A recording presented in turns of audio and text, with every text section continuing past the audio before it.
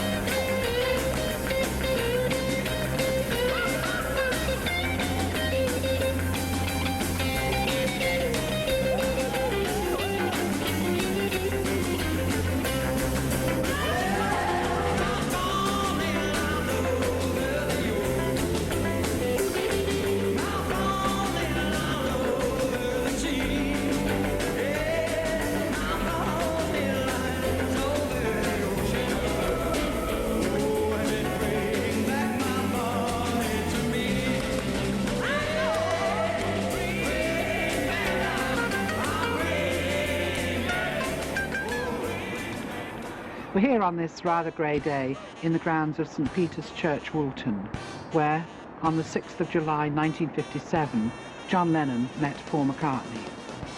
John's group, the Quarrymen, were playing at the annual Garden Fete, the fundraising event of the church, on that afternoon when Paul McCartney was in the audience, having been brought here by their mutual friend Ivan Vaughan.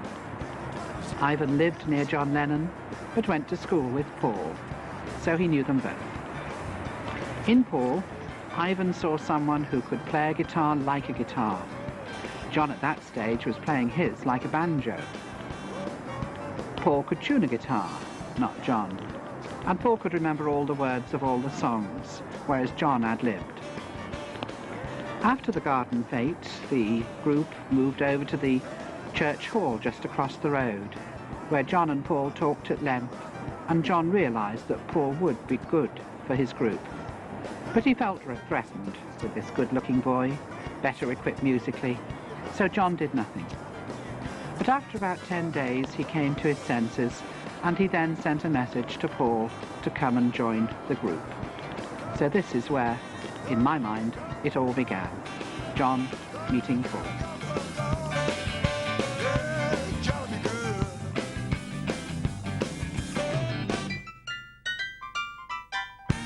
Well, when I first became involved with BEATLES ðː, it was Pete Best, not Ringo.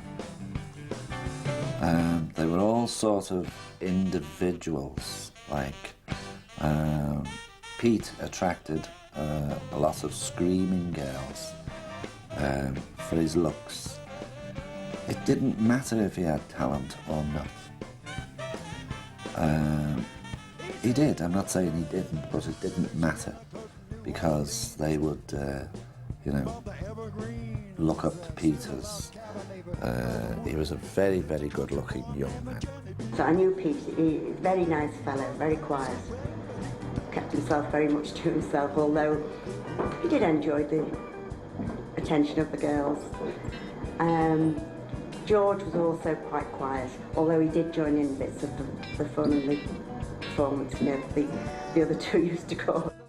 George was a very quiet, and I've been saying this for years, but through his recent passing away, it's become more known, and but I always knew George as a very quiet, spoken introvert, if you like, but knew how to play his instrument and knew his music. Paul was, in my mind, in my memory of Paul, still does really, quite Americanized. Paul was always the keen one. He was always the one that wanted to do things and check the mics and what was the club like, and you know, even down to security. He was always the one that went past the actual show itself. I remember one night, well, one day, we all got drunk. Well, I'm going out of turn out of chronological order, really. I'll come back to that in a minute. So Paul was the one who was the keen. He was the sort of, you could say, the head of the group. John was the voice. I mean, John's voice, I still say it's the best voice in rock and roll, you know.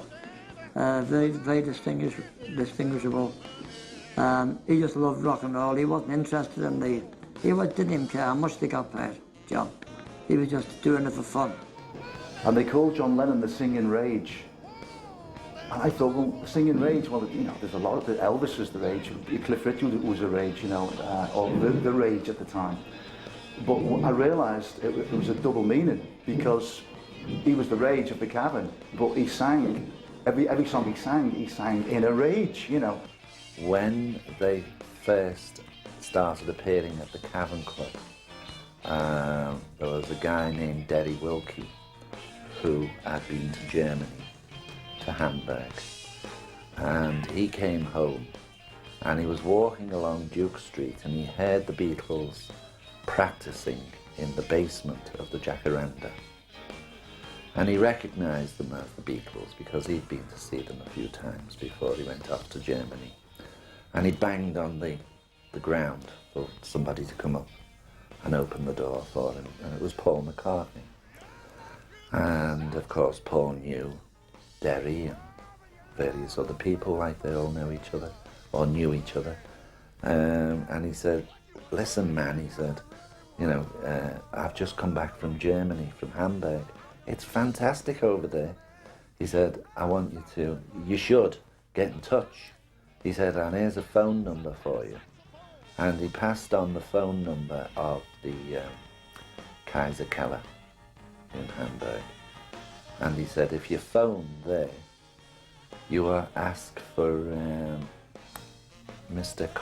Koschmider, I think his name was, Koschmider or Mider, and tell him that you know me, and I would highly recommend you. Yeah, there's these four guys, as I say, that most of us have not seen before, and they were Stuart Sutcliffe, John, Paul and George. Their drummer evidently couldn't be there because he had a day job. So anyway, we all went on, did our bit for Larry Parnes, and Billy Fury was there, sitting there, sort of watching the various bands. And each band went on in turn, and then eventually came down to this band called the Silver Beatles to do their thing, you know, and they got up and they borrowed the drummer from the Big Three, a guy called Johnny Hutchison, who's one of Liverpool's famous drummers of the time, you know. And they did their thing, and funny enough, you know, okay, they were sort of a bit rough and ready, and but okay. And I remember the bass player, Stuart, didn't face Larry Parnes. He had his back to them, you know?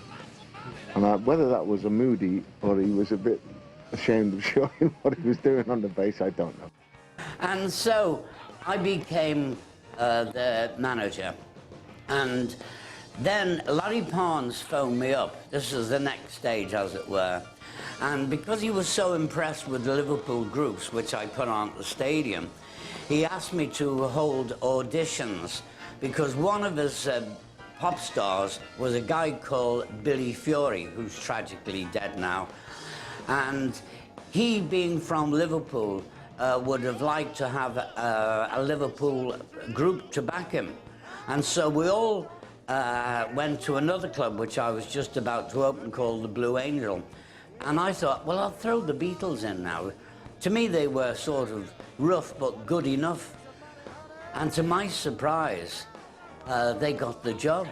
Billy Fury said, yes, we would like that group, the Beatles, but they spotted that Stuart Sutcliffe, who was John Lennon's best friend, could hardly play the bass. And they said, but without the bass player. And the reason they gave was that they couldn't afford 5 musicians.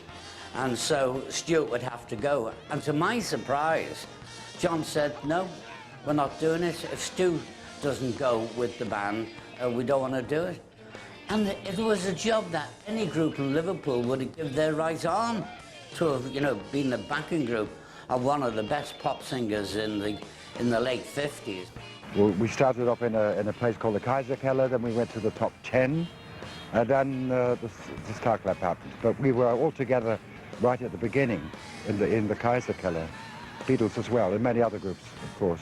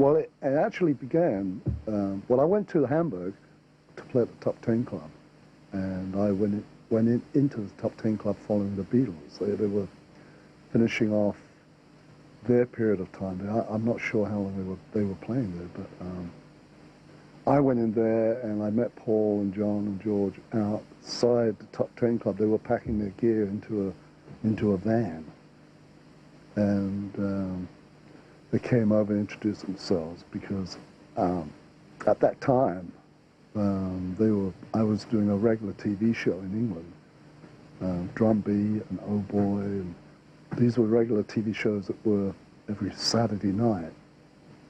And unbeknownst to me, that Paul McCartney was the Little Richard fan, and I was kind of known as England's Little Richard.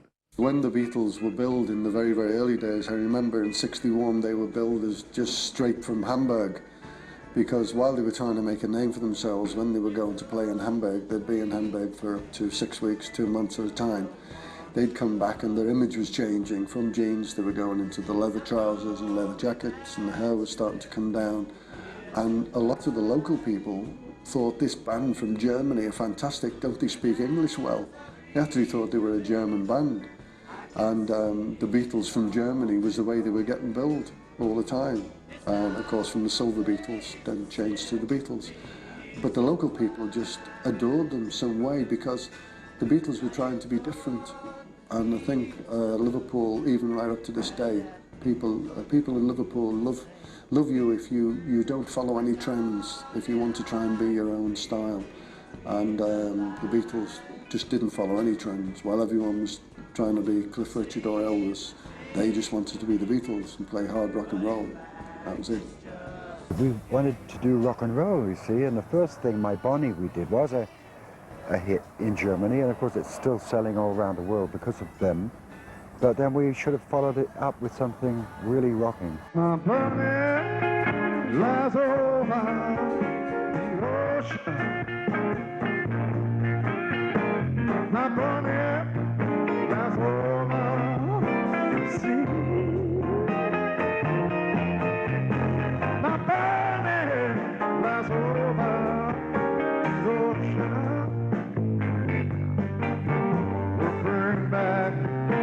Bring back my Bonnie to me.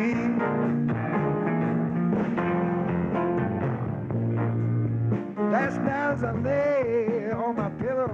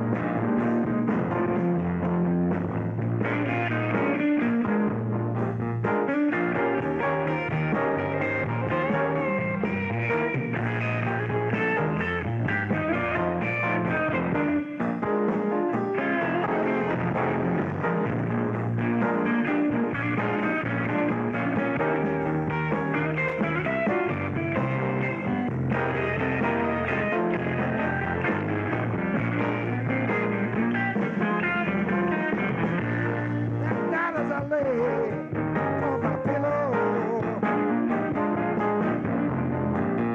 Last night as I lay on my bed, that night as I lay on my pillow, I had a little dream, oh yes I did, a little dream about Bobby's birthday. Everybody sing, bring back,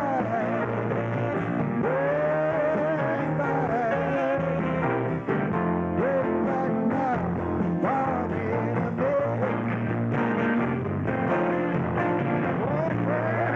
Why don't you bring it on back? Hey boy, baby, won't you bring it on back? Bring back about Ronnie to me.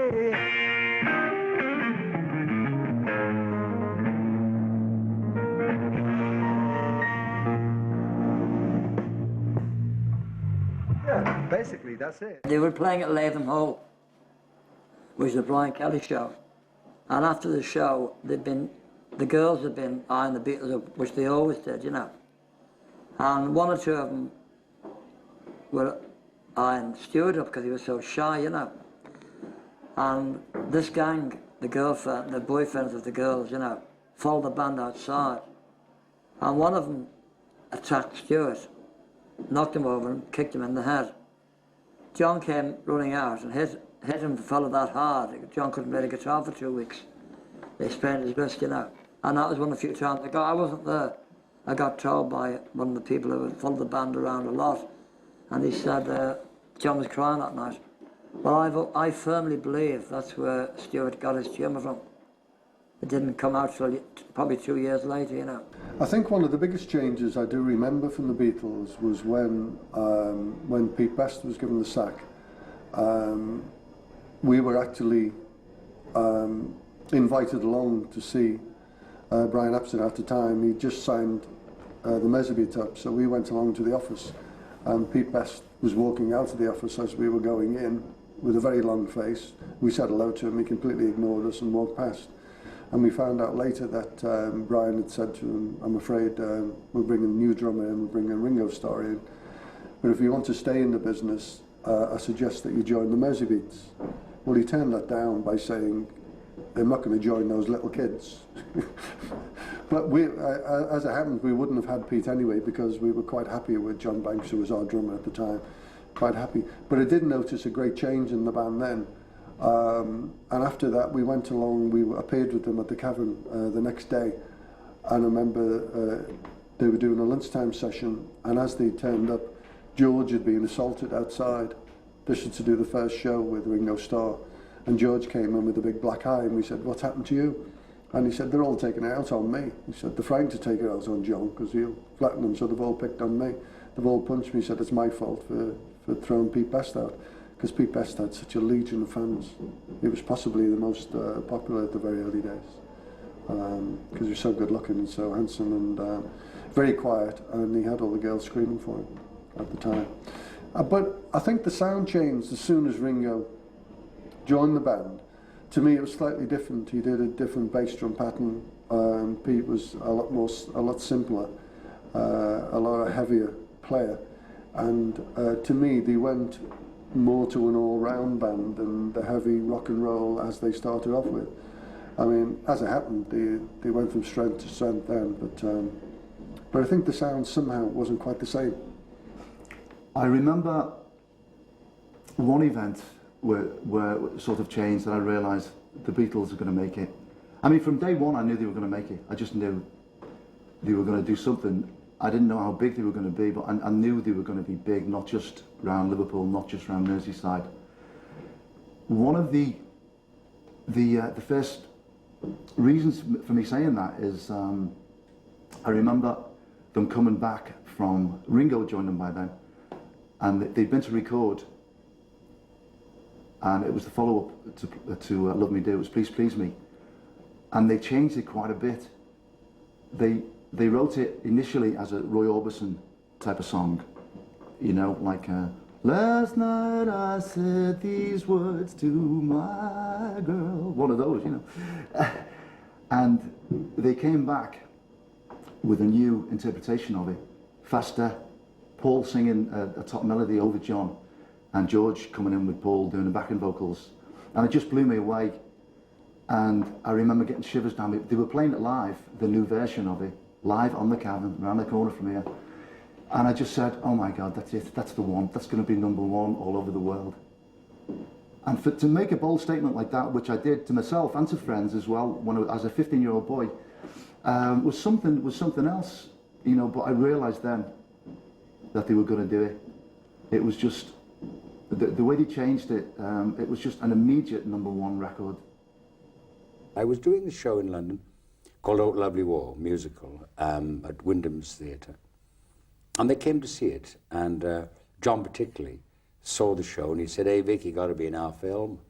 Right. And that was it. And I met the producer and the director, and I was in Hard Day's Night.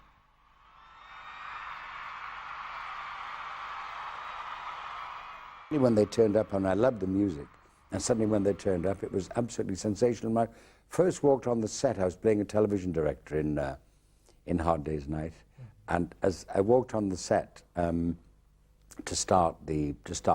before we started shooting, we started to talk, and it was as if we'd known each other all our lives. It was the most extraordinary thing. I think it's because they came from Liverpool, and I came from South Wales, that those kind of backgrounds, that we sort of hit it off straight away, and we just started talking, and, well, we hadn't really stopped.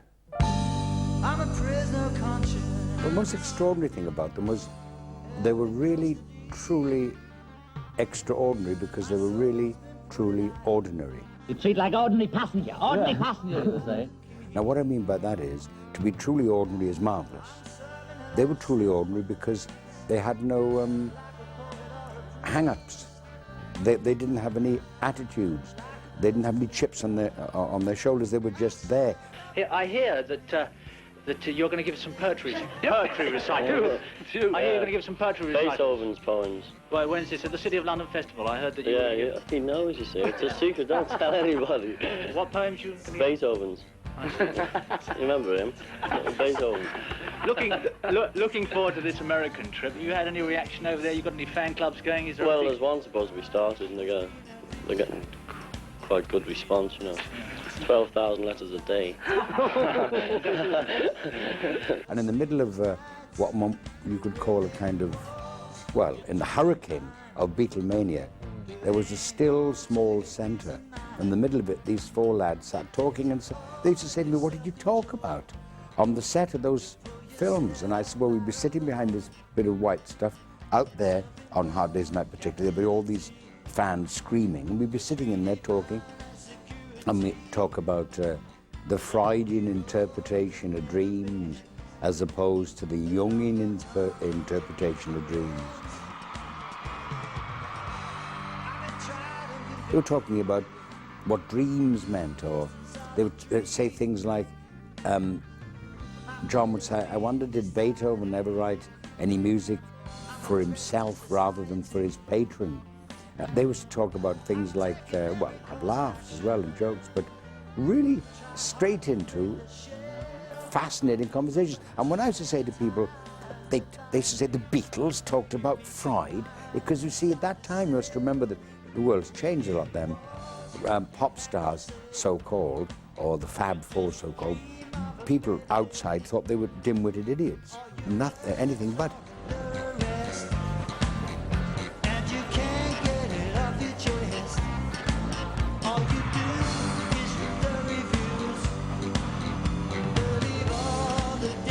And when they wanted to discover something, John was very hungry about reading about things.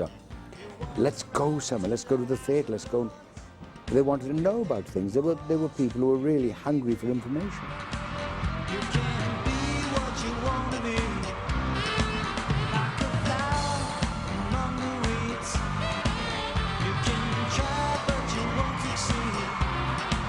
There's still time for your beliefs.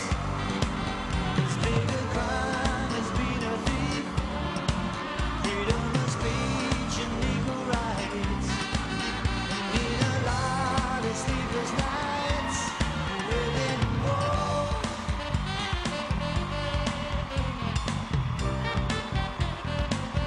I mean, the laughs they had in the middle of it. But you see, because they were a still small centre, and there were 4 ordinary lads, and by that I mean truly extraordinary, by being really basic, that they kept themselves sane. It's great, but on the first night, as you may know, we had a bit of trouble because we suddenly found there was a radio program just sort of plugging into everything, and they'd overloaded all the amps and everything. It was boom. What's the boom? What's the sort of stuff they like over there on the parade? Wilder stuff, I think. I said to John once, right, I said, John, be careful what you write because people believe what you say. And he said, Vic, I'm only a songwriter, I'm no martyr. I mean, look what happened. You seem to have been very close to John in particular. What about the other Beatles? I was lucky, actually, because I did spend about, on and off, about 10 years. Because we wrote a play, right, together. Mm-hmm. And I'm sitting in my flat in London. I had a flat then in Manchester Street. It was 5 o'clock in the morning, and we were supposed to be writing the play. Mm. And John suddenly turned to me and said, "Hey, Vic, let's go somewhere warm."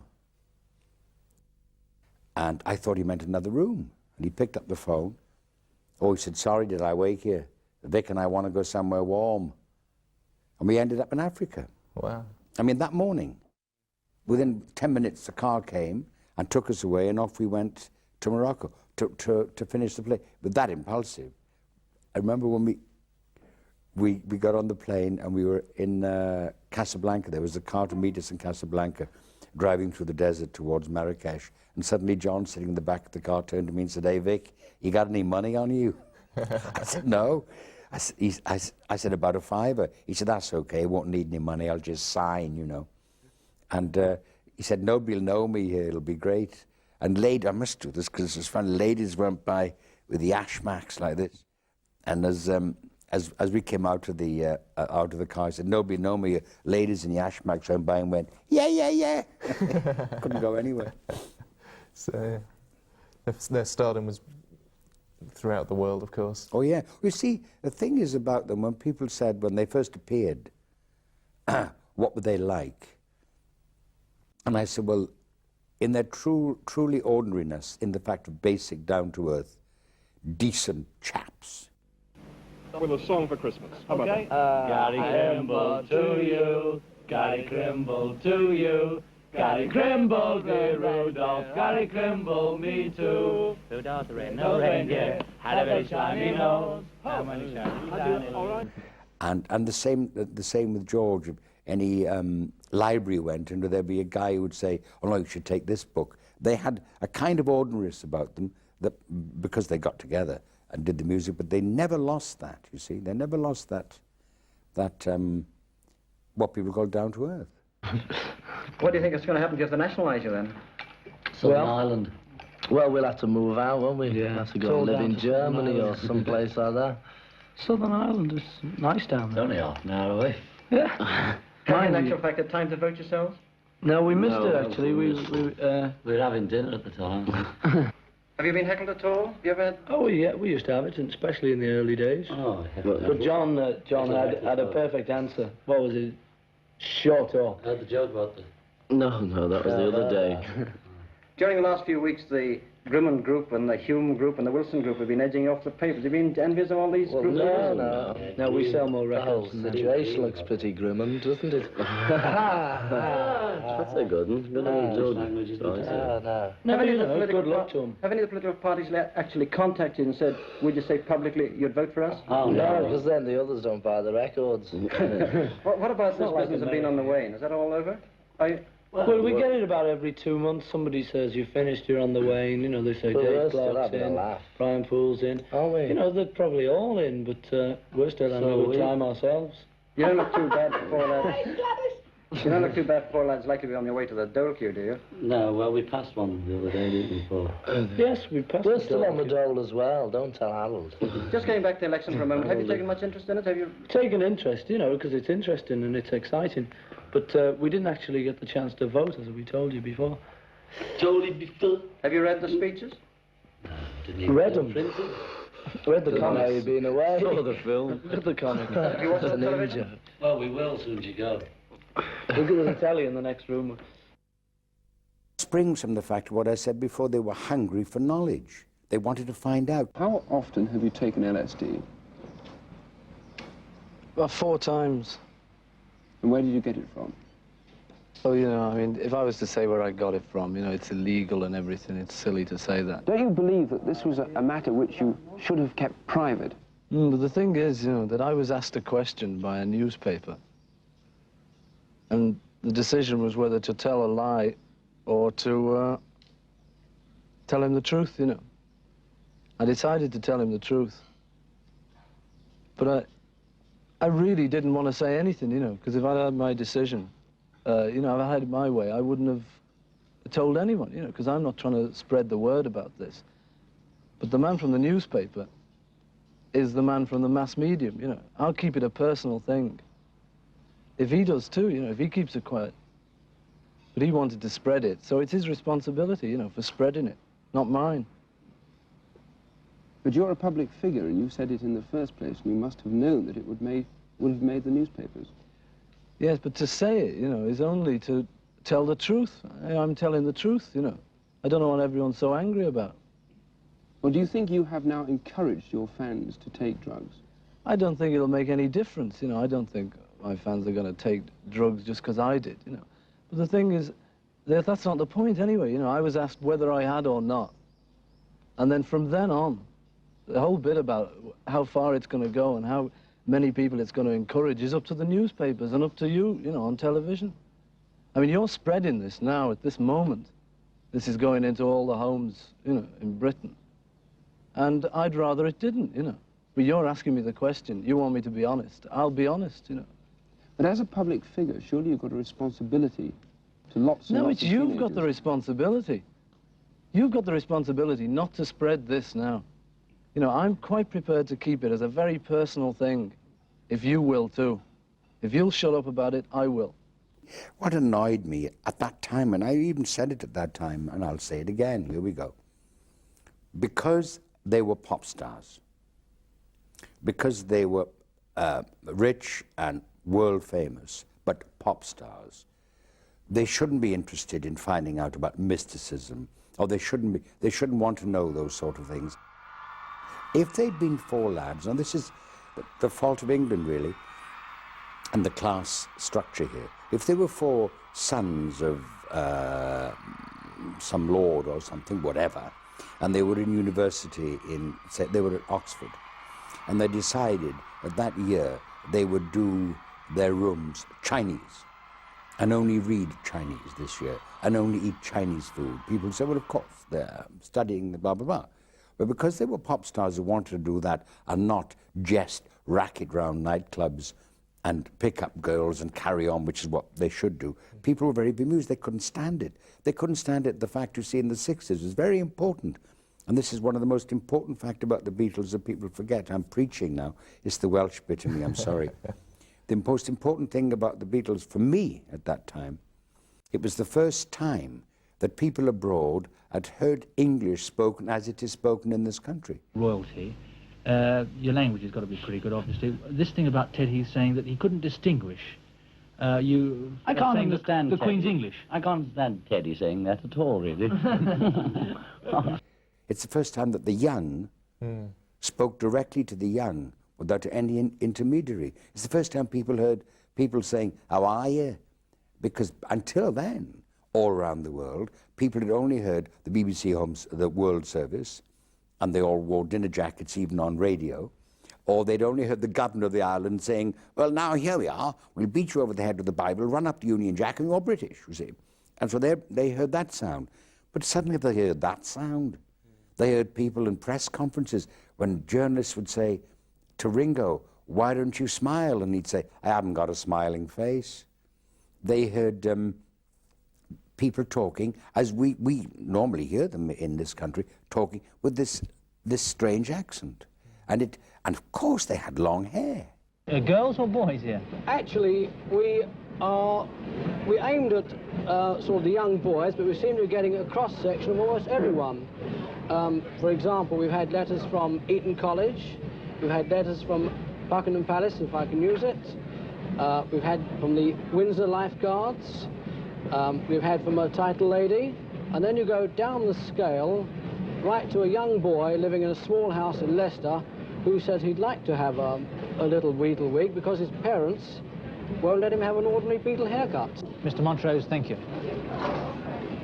There has been a rumour recently that the Beatles themselves wear wigs.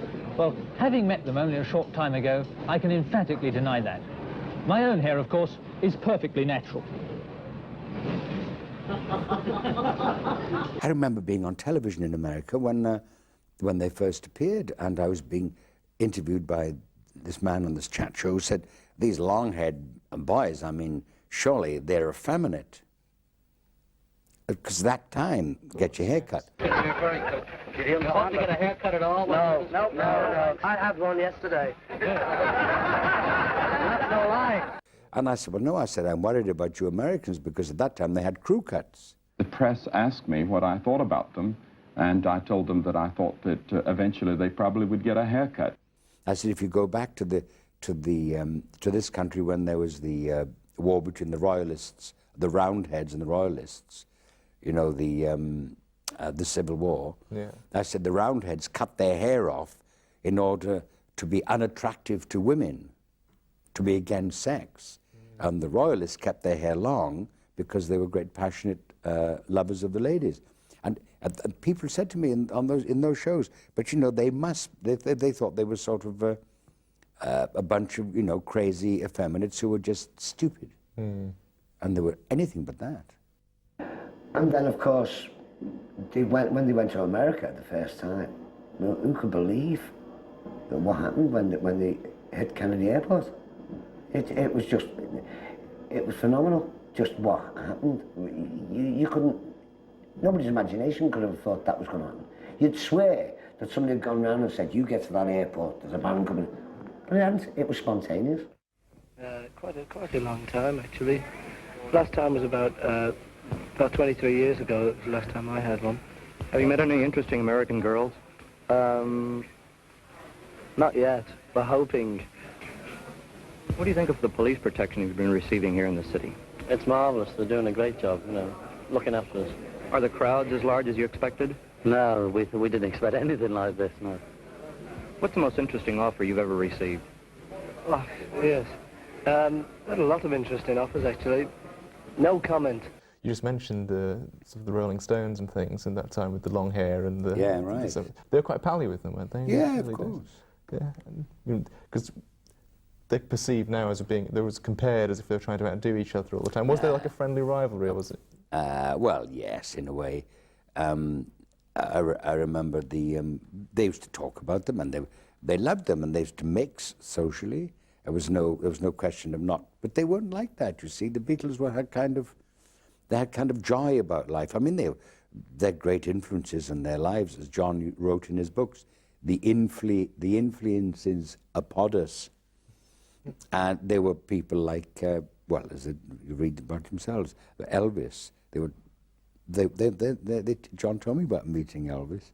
They were all looking forward to it. And what was it like? Eventually, he said, "Well, it's a bit boring, really," because he sat around playing them his music. They go for the Elvis Presley type of stuff, then, do they? I mean, they go for the older rock and roll stuff. I think so, yeah, a bit more. It depended really who was in. Depended upon who was in. I can't speak. Going back to the films and Help, which we were also talking about a few minutes ago, what do you remember about the films? I mean, what do you remember about filming A Hard Day's Night, for example? The first well, Hard Day's Night was extraordinary because nobody knew what it was going to be. And in fact, the producer himself had no idea that it was going to be such a success. And it was filmed in a theatre, La Scala Theatre in London, which is now, of course, pulled out. And when we got on the set, I was playing the television director, and they didn't keep to the script that much.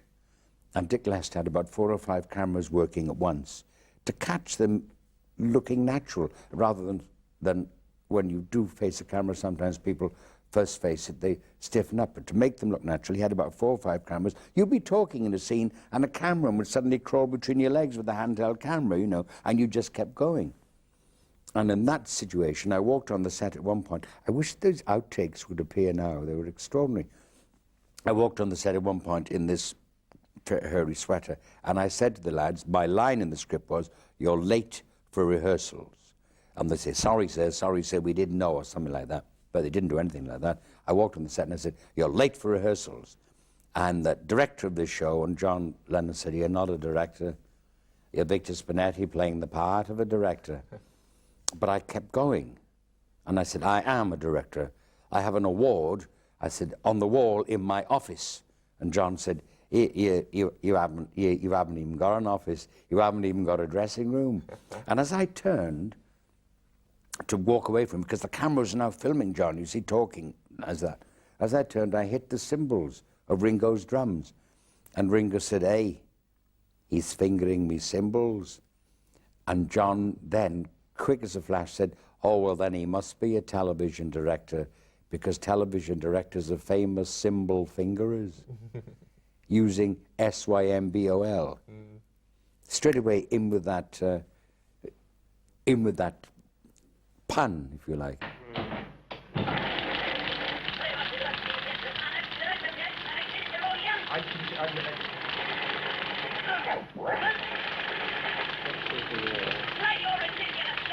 But I don't see any reason why you can't even pull up the dialogue over the plane, that plane shot. We could not have that shot at all. I like it.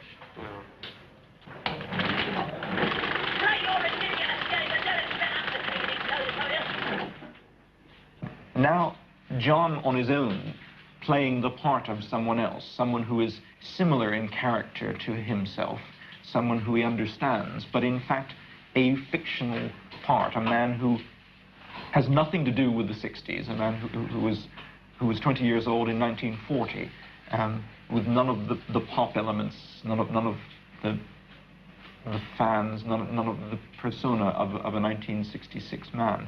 I think that's a good step forward, because he can then, if that works, and I'm not one to predict, it's for the audience to say whether they consider that successful. It's a fairly reasonable transition for all of them to play the parts of other people.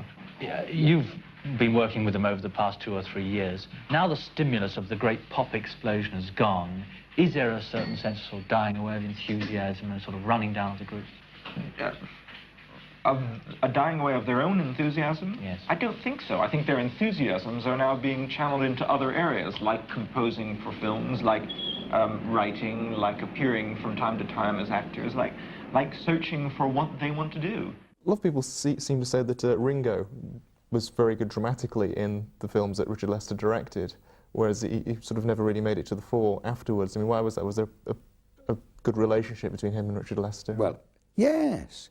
There was a tremendous relationship with Dick Lester on that film, with everybody. It was a trying time for everybody. But you know the famous story about Ringo when he was doing that scene in Hard Day's Night, when he was walking along like this with the camera and photographing the kid, is because he'd been out the night before and he was terribly hungover.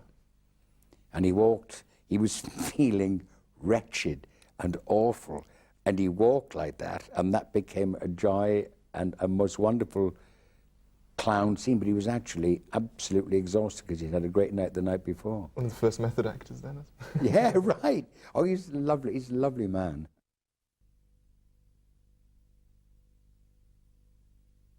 You see, that's my memory and impression of them. They were great to work with. There was no kind of side, no kind of showing off. They just sat there and they were with you. Feel about it, Paul? Delighted indeed. But, you know, I'm glad everyone's delighted. I love it. But I mean, is it fun for you? Or? Yeah, of course. I mean, you know, it'd be fun for you, wouldn't it? You know, if you just woke up one morning and he said, you know, it's great. Ringo, how did you first hear about it?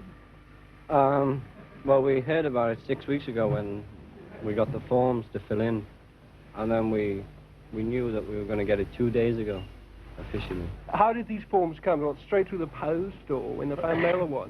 I don't, just in brown envelopes. Yeah, they were delivered by somebody. Looking back on that now, though, when you see, if you watch the movies now, how do you feel about when you watch them again? Well, it's difficult to ask me that. I never like seeing myself. I probably would never ever watch this.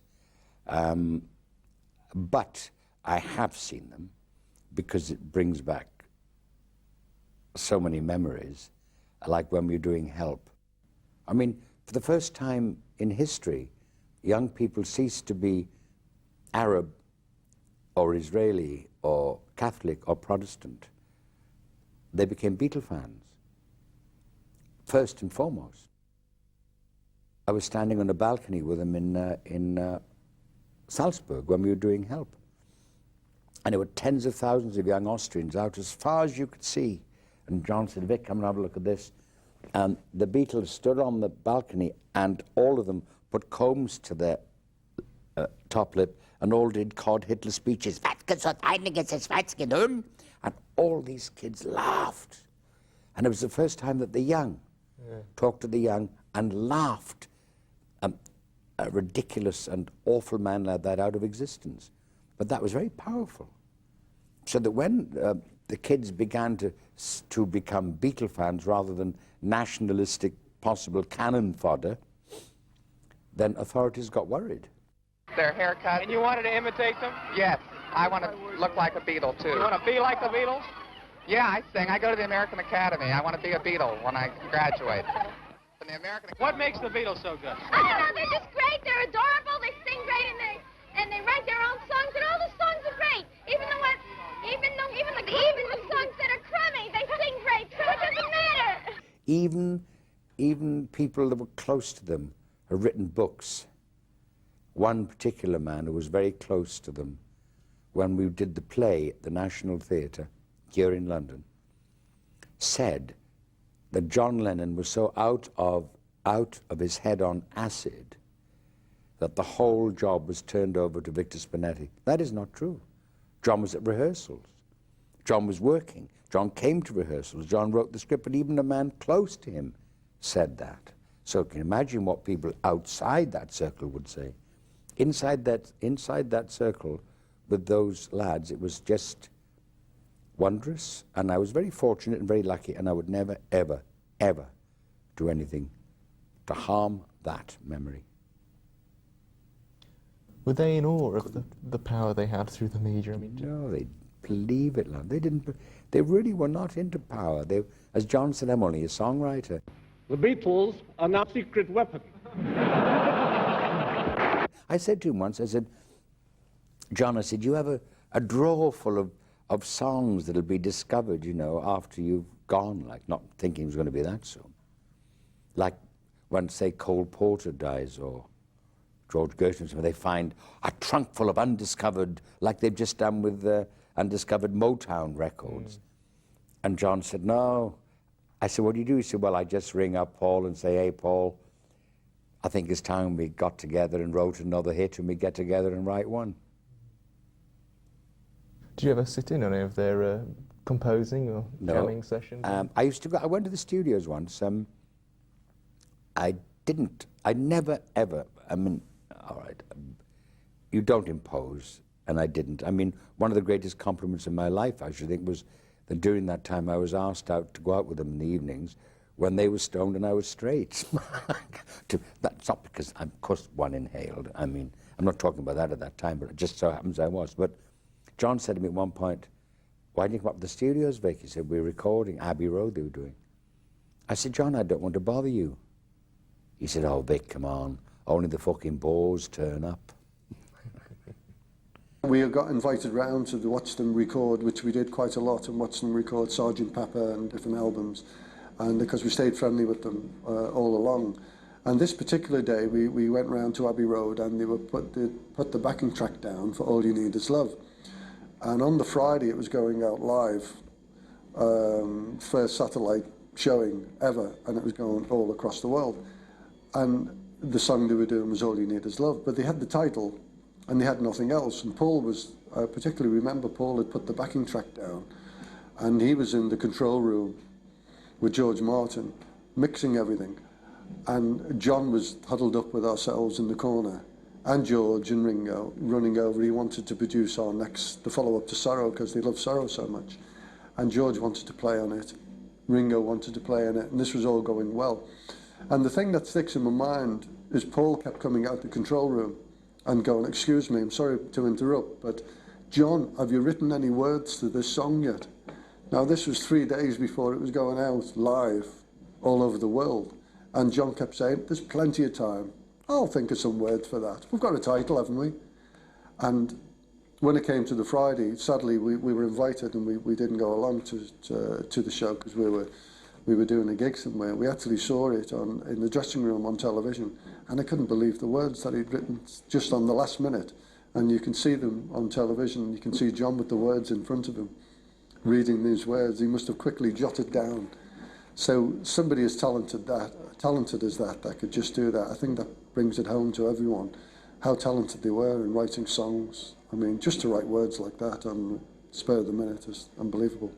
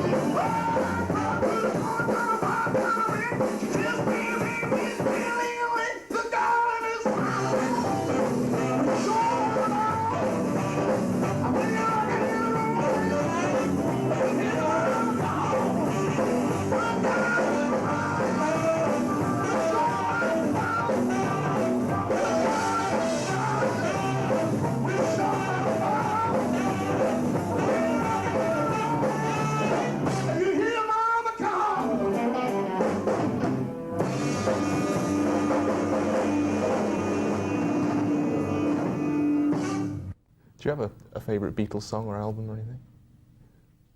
Sadly, well, yes, of course, the most extraordinary one was Sgt. Pepper, Day in the Life of, and then that was the most, the advance in music, but they used to send me them. As the albums came out, I used to get them all the time, with the little notes and things, and I had them all in the house, and there they were. I've never been a collector, but they happened to be there. and they were all nicked. Not by anyone breaking in, by people who'd come to stay or friends with us. Oh, we'll have one of these. And eventually I went to look for them one day. I thought, well, there must be some. I've got this record here, so this album. Oh, they'd all gone.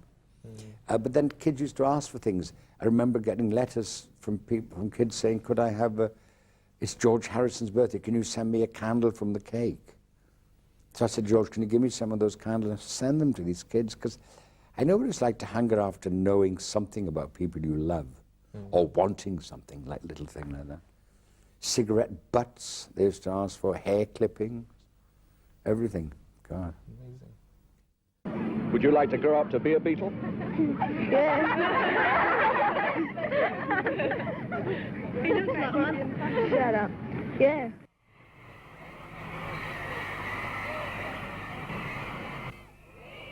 Think they're the best there's ever been? Oh, yes, definitely. Did you have any other pop star you liked before them? No. The way they sing, their clothes, their hair, and Ringo Starr.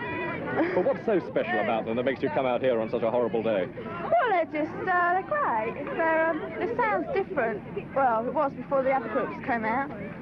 Also, another thing was happening around the time there was when they'd come back from visiting the Maharishis. Brian Epstein died. Yeah, right. A lot of sort of bad things sort of happened to people around the Beatles during those years and things. I mean, can you remember that time? No, I wasn't. I knew Brian. John, where would you be today without Mr. Epstein? I don't know. Are you driving down to London tonight? Yes, somebody's taking us down here. You heard the news this afternoon, I believe. Yes. And Paul's already gone down? Yes. I see. You've no idea what your plans are for tomorrow? No, we'd just go and find out, you know, and just have to play everything by ear. Yes. I understand that Mr. Epstein was to be initiated here tomorrow. Yes. When was he coming up? Was he coming up in the afternoon? Tomorrow, just Monday, that's all we knew. Had you told him very much about the spiritual regeneration movement? Well, as much as we'd learned about spiritualism and various things of that nature, then we tried to pass on to him, and he was equally as interested as we are, as everybody should be. He wanted to know about life as much as we do. Had you spoken to him since you became interested this weekend? No. I spoke to him Wednesday evening, the evening before we first saw Maharishi's lecture, and he was in great spirits. And when did he tell you that he'd like to be initiated? Well, when we arrived here on Friday, we got a telephone call later that day to say that Brian would follow us up and be here Monday. Do you intend returning to Bangor before the end of this conference? We probably won't have time now, because Maharishi will only be here till about Thursday, and we'll have so much to do in London that we'll have to meet him again some other time. I think I was doing a play in New York at the time, so I wasn't actually on the scene when that happened, but I remember it, of course, one does, and they were terribly upset. And people said, of course, they were thinking of leaving him and all that at that time, and he was depressed, but I think it was, I think it was an accident anyway. I don't think he intended to commit suicide. It was just, taking sleeping pills. All those terrible drugs that doctors prescribe. So I wasn't around, I wasn't there then when that actually happened, so I didn't say to them, how do you feel? So I couldn't answer that. We know how they felt. They were in a state of shock. Then Peter Brown took over, of course. Of course, there's one event that resounds through the Beatle history, and that was John's death. Can you remember what you were doing and how you felt when you heard about that? Yeah. Yes, I was in bed, and Graham was down. He's here today somewhere. Shouted up the stairs. Then I came running down the stairs and listened to couldn't believe it. Good morning. I'm Charles Kuralt, and this is Tuesday morning. John Lennon was killed last night. The former Beatle, 40 years old, was shot to death as he and his wife, Yoko Ono, were walking through the great arched entryway of the Dakota, a landmark apartment building where they lived in New York. Police said the man who killed him got John Lennon's autograph earlier in the evening as Lennon and his wife left home, then waited 6 hours to shoot him when he returned. John Lennon was famous everywhere in the world, and after the Beatles' years, after his period of recording songs with his wife Yoko after some years of reclusive life in New York, he was just emerging again into the bright light of celebrity with a new record album. The news of his death comes as a genuine shock to millions of people all over the world who regarded him as a great star. Someone in the crowd in New York, the crowd that gathered outside his apartment last night, said, "It's like a president has been shot." Heavier, said his friend. And there was a painting above my bed which he'd given me. And I took it down. I couldn't bear to look at it. And it went out into the garage. And ages later, I was at some charity dinner. And I offered this painting to the charity to sell, to raise money for it. I said, it's in the garage. And they never collected it. And years later, I thought, my God, it's back up now. Mm. I took it up and I thought, well, there it is. It's in a flat in London at the moment. What do you feel about it? You see, there he was feeling that he was safe in New York. He could walk the streets, but he was coming back to England. He was coming back that Christmas. As news of John Lennon's killing spread through New York, fans gathered at the gates to his apartment. The shooting happened just after Lennon and his wife Yoko stepped from a chauffeured car after returning from a recording session. The killer, who 6 hours earlier had obtained Lennon's autograph, shouted his name, then fired 5 shots at close range. Eyewitnesses said the assassin made no attempt to run away and was smiling as police arrested him. Cradled in the arms of his wife Yoko, the former Beatle was rushed to Roosevelt Hospital a few blocks away, where extensive resuscitation efforts failed to revive him. I'm certain that he was dead at the moment that the first shots hit his body. Beatles fans kept up their vigil throughout the night, some singing, others overcome by their grief. One of the first visitors this morning to the Lennon apartment was another former Beatle, Ringo Starr, who'd flown here from Europe after hearing the news. He was taken through a side entrance to avoid the crowds. By mid-morning, the gates of John Lennon's luxury apartment block had become a shrine. People came, one by one, to place flowers and photographs of John Lennon on the iron-barred gates.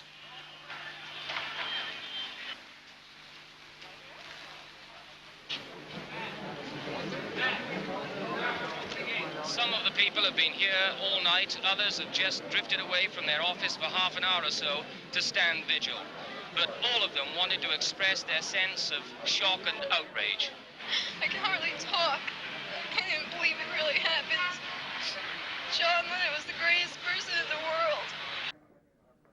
And then you see, what they should do, I think, I shouldn't preach, but then I'm going to say this.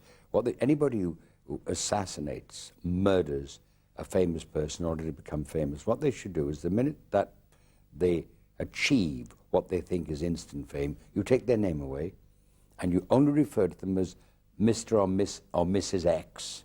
Mm. For the rest of their lives, nobody ever will know who they are. Then they'd never do it again. We have arrested Mark David Chapman of 55 South Kukui, K-U-K-U-I Street, Hawaii, for the homicide of John Lennon.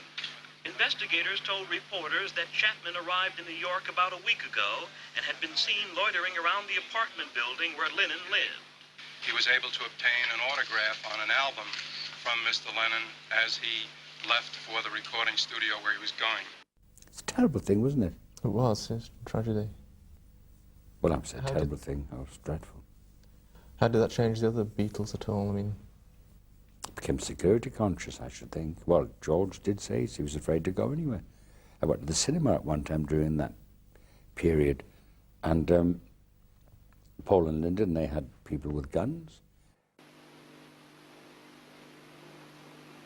I was very shocked, you know. It's terrible news. How did you find out about it? I got a phone call this morning. From whom? From a friend of mine. Are you planning to go in before the funeral? I don't know yet. Do you know, have you discussed the death with any of the other Beatles?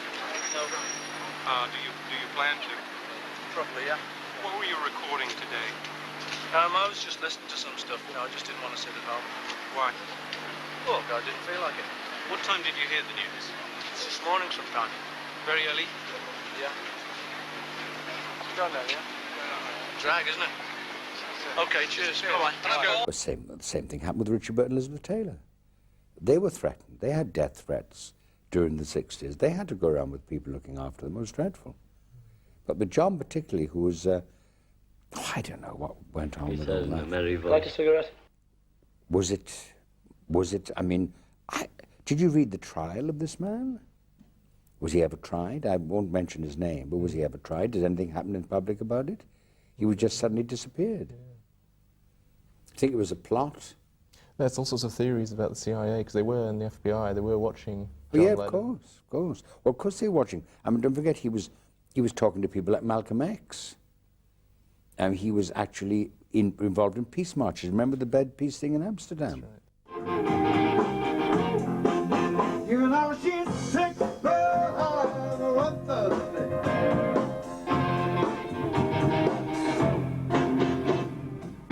well, you have the products upon the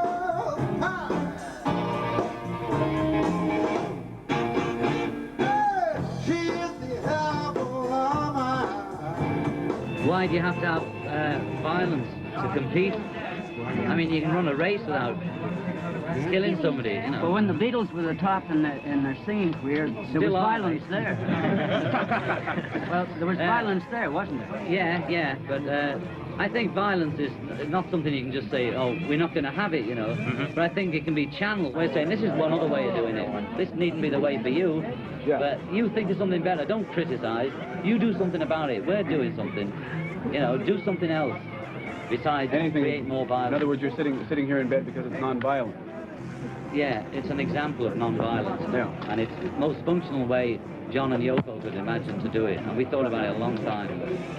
Is this more popular than the one that you had in Europe? I couldn't judge its popularity by half a day, you know. I'm not sure what you mean by popular. But it was pretty much like this. And if the results are as good, well, that's okay by me. Instead of going out and fight and make war or something like that, we should just stay in bed. Everybody should just stay in bed and enjoy the spring, you know.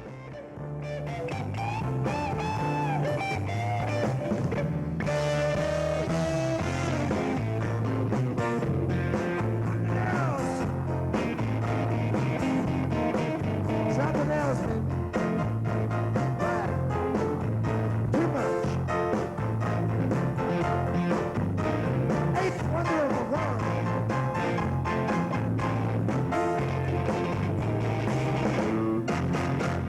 That's right. War is over if you want it, he said, and it's true, but we don't want it, so we love it. You got me feeling quite heavy now about it, and it wasn't like that with him at all. It was quite joyous and fun. It was great conversation, good talk for hours. While you're in bed and you're giving your press conferences in pillowcases and all that, are you laughing at us? No. No more than you're laughing at us, you know. I mean, we have a laugh. We think it's funny that the front page news should be the fact that two people went to bed on their honeymoon. We see the funny side of it. And that in Vienna, which is a pretty square place, there's all these beautiful photographs of microphones being held to a bag, you know, to wait for the bag to speak. It's rather nice, you know. But we're serious about the peace bit, you know. And as we said to you in Amsterdam, the laughs. If we make people laugh, that's enough, you know. I remember sitting in his house once, we were watching a movie.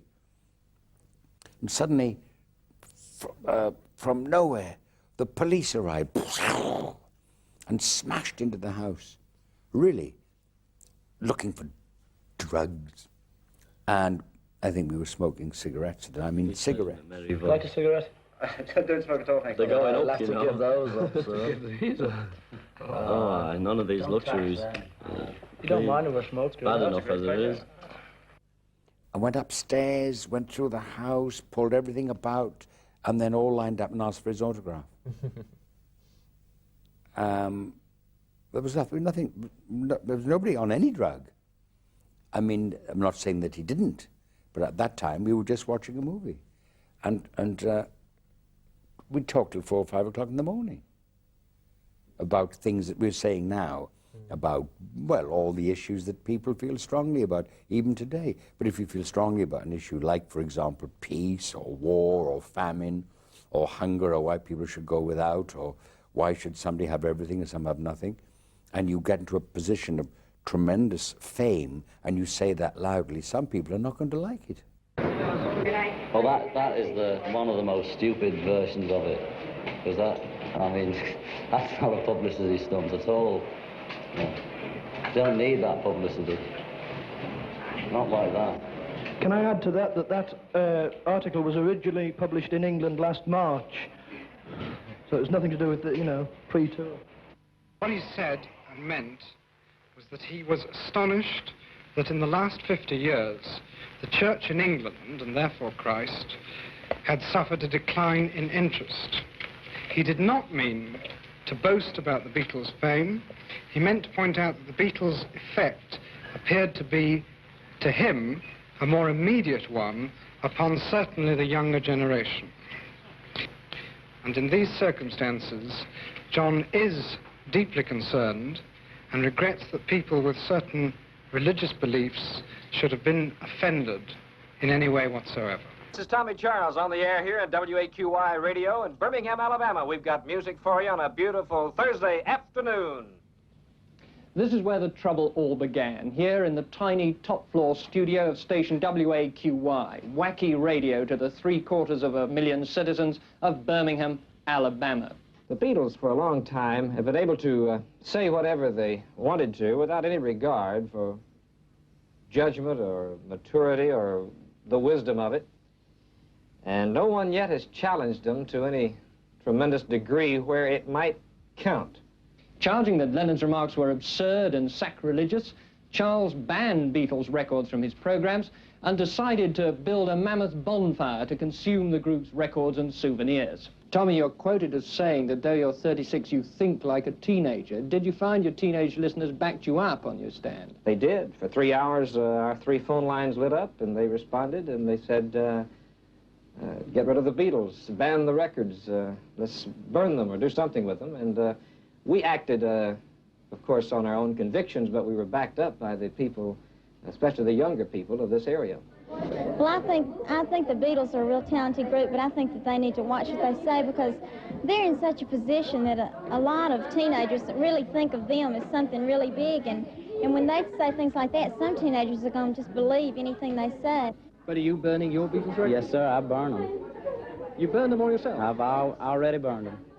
I don't know, I guess it sort of hurt. You know, it sort of hurt people's feelings that, because, you know, everybody thinks so much of them, and because, you know, they were sort of, you know, speaking for the teenager, and everybody thought they were so good and all that. And then they come up with something like this, and it just sounds like they're making fun of everything that we like.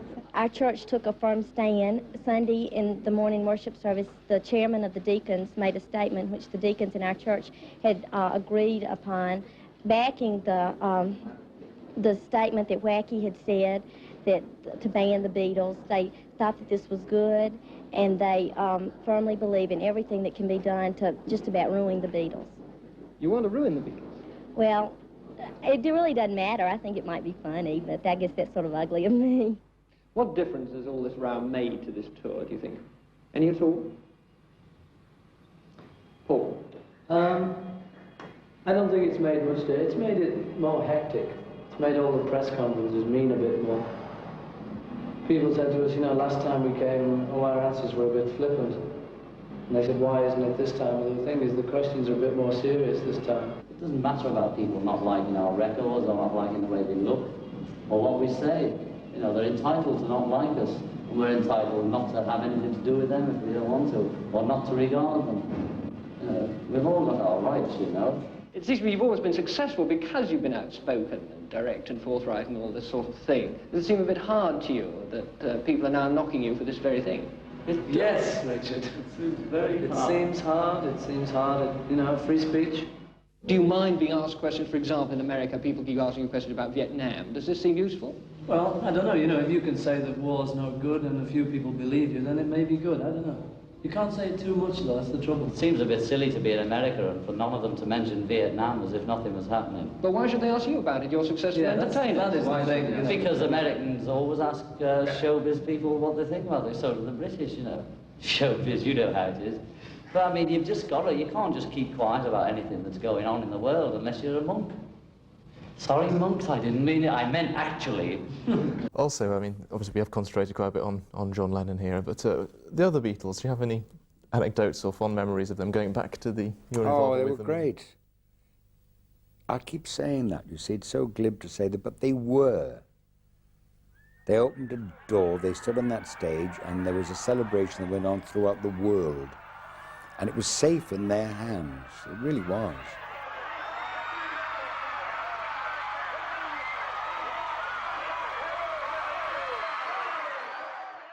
I mean, George saying, you know, you've got to be in all our films, otherwise me mum won't come and see it because she fancies you.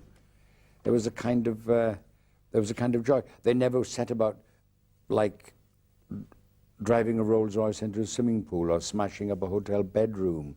They weren't, that was crap.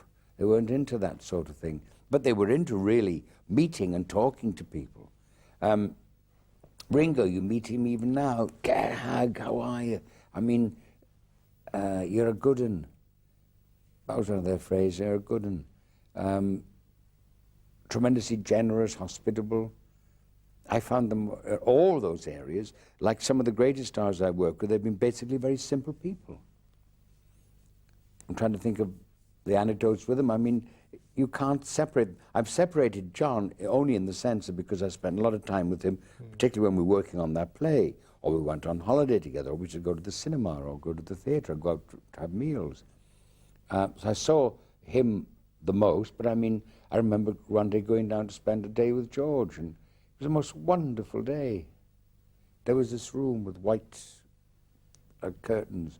There was George in this white outfit, dhoti, whatever they call those Indian outfits, playing this 1,000-year-old white sitar. And it's only me sitting there saying, listen to this, Vic, it's amazing, this. And I said, George, I can't get it together with Indian music. And he said, well, Vic, you don't listen to it, you let it happen to you. And once he said that, it was fine. It was happening. He said, don't listen. He said, because Western music is maths, you see. It's maths. It's worked out, like QED at the end of it. Da-da-da-da-dum, da-da-dum, bam, ba, da-dum, bam, ba. Indian music is a flow. Lay down your, what is it? Lay down your mind, relax and float downstream. From, I think that's, oh, you couldn't tell me now, but I think it's Rubber Soul. But there again, there's George giving me a present, which I now give to you. If you can't get together with Indian music, don't listen to it, let it happen to you. Now that's a day you would spend with George. Now you think, oh God, didn't you play billiards, or didn't you play, probably, they didn't have Nintendos then, they might have had them. But no, he had this 1,000-year-old musical instrument, trying to play it. His fingers, when he learned to play the guitar, his fingers would bleed, trying to master this instrument. They really were into what they were doing. They weren't amateurs playing at it. Obviously, they changed a lot. They changed the face of pop music. They changed a lot of people with their ideas. Did they change you a great deal, your involvement with them? Well, it changed my life tremendously, in the sense that for a while, when those films came out, I couldn't go anywhere. Only because, not because of me, but because of fame by association. I mean, when I was in New York working, I mean, I couldn't go in any, because you see, don't forget, people had seen those films 50 or 60 times, not just once. They knew everybody, not just me in those films, but as happened, I went through the 3 of them. I was only acted to be in them all, and except Let It Be. But so therefore, it did affect you in that way. And of course, my family sat up and took notice immediately because I was working with the Beatles, and my kid brother, Henry, I mean, little, he was 11, 12. I'd come home from London having done this show or that show or been in this play or that musical, but once I was in the Beatle films, My kid brother practically stood to attention when I came into the house. And he wanted to be a drummer. And so he was talking to me about Ringo and everything. Well, my kid brother was Eric Clapton's drummer for 6 years. All right. Henry Spinetti. He's still working. He went with Tina Turner, with all these people. And has played since with Paul and George and all the others. But at that time, that's the first time my family took notice of me, let alone the people in the street. The 60s were a time when the young spoke directly to the young. Didn't never happen before, and it's happening really rarely today. The manipulators are back. But this is the first time when they did speak directly to each other. And when the 60s had it was a time when people felt that anything was possible. Anything was possible. They felt that you could walk up to a soldier and put a flower in the rifle barrel, and that might change it. People talk about flower power. They talk about all those things, talk about hippies. But it was really a time when there was a tremendous air of gentleness around. Of course, there were the riots in America, in the universities. Let's go! Let's go! Freeze Trump! Let's go! Freeze Trump! Let's go! Orange Order! And the Orange Order is a sectarian organized Anglos out of the north! Let them reside! People wanted to change things. They wanted to actually say, look, can we change it without and not go into any political credo, not change to become an ist, like a communist or a Marxist or whatever, but can we just change to be what the idea at that time was, to be human being, rather than anything else. I know it's easy to say it, what I'm saying now, but it's certainly, you felt it was possible it could come about that countries, people would cease to be nationalistic. Well, I'll get the transparencies to you, or to the studio. Tomorrow afternoon. All right, fine. Okay, fine. I suppose they can get together every so often making an LP for the sake of nostalgia or something, but I think Lennon and McCartney could very well become the Rodgers and Hammerstein writing team for films and for musicals and for songs generally. I mean, if there's any doubt about that. I think they're not stuck in a rut of the Liverpool sound or beats or anything like that, and some of their recent records or recent songs have shown that. I think they're capable of great things in the writing field. Ringo, I think he could, with the right film part, I think he could probably be quite a good comedy performer. And George? He enjoys it, anyway, that much I know. George? I don't know. I mean, I don't know. He'd probably open a string of Indian restaurants.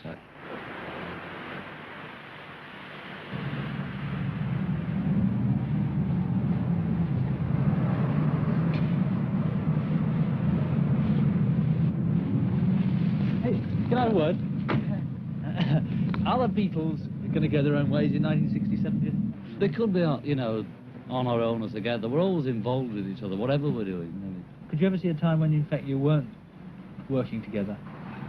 I could see us working not together for a period, but we'd always get together for one reason or other. Like, I mean, you need other people for ideas as well, but, you know, and we all get along fine. Will you be doing films on your own next year? No, I don't want to make a career of it. I did it just because I felt like doing it. And Dick Lester asked me, and I said yes. And I wouldn't have done it if the others hadn't liked it. You know? They said fine, because we were on holiday anyway. Do the others have film ambitions on their own? No, nobody's particularly interested in it. I'm not all that mad on it. You know? What do you really want to do? I mean, do you write songs? I don't know. I just want to do a few things, you know. Yeah. And you haven't really decided exactly what? No, I'll try a few things, you know, but I just found out a bit more about films doing that.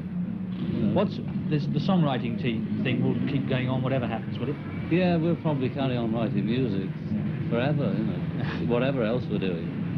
Because you just can't stop. You know, you find yourself doing it whether you want to or not. But you think the tours, like the American tours and the English one, you know, the stands in England? You know, there must be a point where they don't work anymore because they're not to do with what we're doing, record-wise or film-wise. They completely changed people's lives. They gave young musicians the kind of confidence to go on and do the thing, you know, no matter what, keep going, you know. They got bands that write their own stuff.